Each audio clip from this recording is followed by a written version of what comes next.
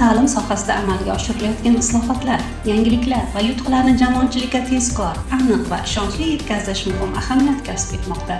Ana shu mas'uliyatli vazifani Samarqand viloyati pedagogik mahorat markazi matbuot xizmati o'z zimmasiga olgan holda samarali faoliyat yuritib kelmoqda. Matbuot xizmati markazida amalga oshirilayotgan barcha muhim tadbirlar, malaka oshirish kurslari, seminar-treninglar, mahorat darslari hamda innovatsion loyihalarni keng jamoatchilikka tizimli ravishda yoritib bormoqda.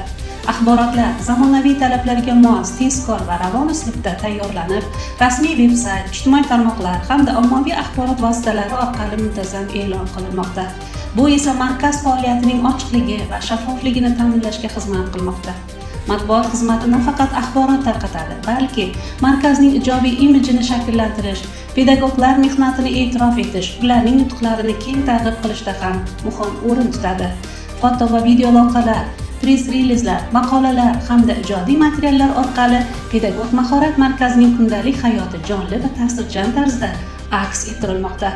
Shuningdek, matbuot xizmati rahbariyat tashabbuslari, xorijiy va mahalliy hamkorliklar, imzolangan memorandumlar hamda muhim uchrashuvlarni professional darajada yoritib, jamoatchilik e'tiboriga havola etmoqda.